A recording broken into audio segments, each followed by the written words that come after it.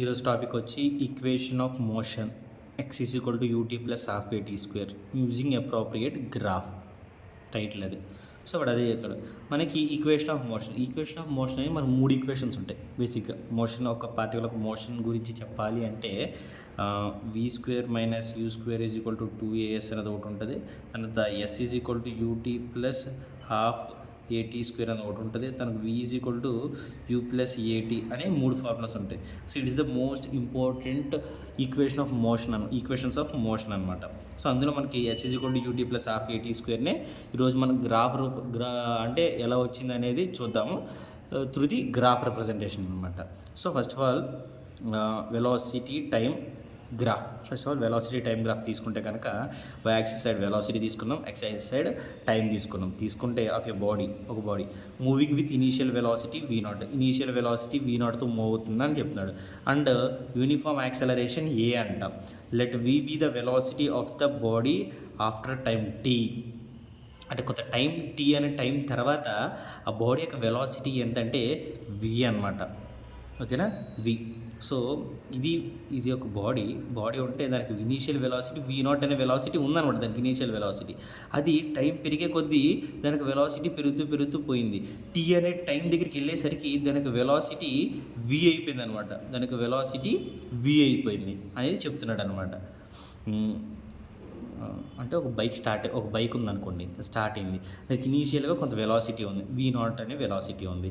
అది కొంత టైం అయ్యే కొద్ది దానికి వెలాసిటీని పెంచుకుంటూ పోయి కొంత టైం తర్వాత దానికి వెలాసిటీ వి అనే వెలాసిటీ వరకు వచ్చింది అనమాట. దానికి కొంత టైం తర్వాత దానికి వెలాసిటీ వి అని అనుకుంటే ఇప్పుడు ఇది అరేంజ్మెంట్. దీని గ్రాఫికల్ రూపాన్ని ఎట్లా చెప్పు, దీని S is equal to UT plus half AT square రూపాన్ని అంటే దీని యొక్క displacement is equal to initial velocity into time plus 1/2 acceleration due to gravity into time square అనమాట.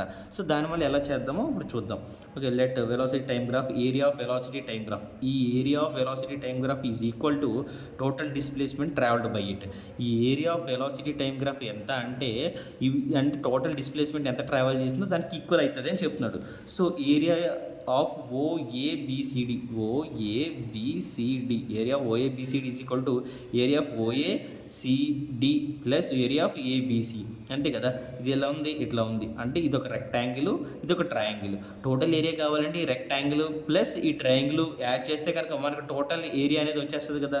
So total area is OABCD is equal to area of OACD plus area of ABC.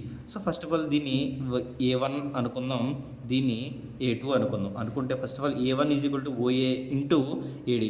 మనకి area of rectangle అనమాట. ఇదేంటంటే area of rectangle అంటే ఎంత, length into breath కదా. దీనికి length ఎంత, OA ఉంది లెంత్, బ్రెత్ ఎంత, ఓడి ఉందన్నమాట. లెంత్ ఎంత, ఓఏ అంటే వి నాట్ అని ముందు మనం చెప్పుకున్నాం. బ్రెత్ అంటే ఓడి అంటే మనం టీ అని చెప్పుకున్నాం. సో ఏరియా ఫస్ట్ రెక్టాంగిల్కి area A1 is equal to V naught T, అది ఈక్వేషన్ 1 అనుకున్నాం. నెక్స్ట్ ఏముంది మనకి, ఏరియా ఆఫ్ ఏబిసి ఉంది. అంటే ఏరియా ఆఫ్ ట్రయాంగిల్ అనమాట. ఏరియా ఆఫ్ ట్రయాంగిల్ చేయాలంటే ఏరియా ఆఫ్ ట్రయాంగిల్ A2 అనుకుంటే A2 is equal to half BH, base into height. మనకి బేస్ ఎంత గ్రాఫ్లో చూసుకుందాం. బేస్ ఎంత అంటే ఏసీ అనేది బేస్ అవుతుంది, బీసీ అనేది హైట్ అవుతుంది. So AC into BC. AC అంటే మనకి టీయే కదా, కింద ఎంత ఉందో పైన కూడా అంత ఉంటుంది టీ. సో బీసీ అంటే వి మైనస్ టోటల్ ఎంత, వి ఇనీషియల్ ఎంత, V naught. Total minus V naught చేస్తే ఈ మధ్యలో ఉన్నది వచ్చేస్తుంది కదా, అంటే ఇదే కదా, అంటే వి మైనస్ వి నాట్ కదా. సో దాని ప్రకారం మనకి BC value V minus V naught కింద రాసుకుందాం. మనకి ఇక్కడ వి మైనస్ వి నాట్ అంటే acceleration is equal to velocity by time అని చెప్తారనమాట. అంటే velocity is equal to displacement by time.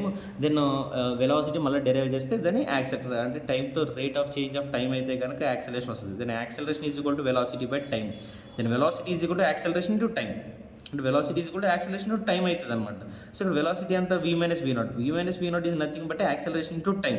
So దీని ప్లేస్లో ఏటీ పెట్టుకుంటే ఇక్కడ టీ ఉంది ముందు, టీ ఇంటూ టీ స్క్వేర్ అవుతుంది, హాఫ్ ఏటీ స్క్వేర్ అవుతుంది. ఇది A2 వాల్యూ అనమాట. So total area under graph ఎంత అంటే A1, total area under graph ఎంత A1 ప్లస్ A2 అవుతుంది.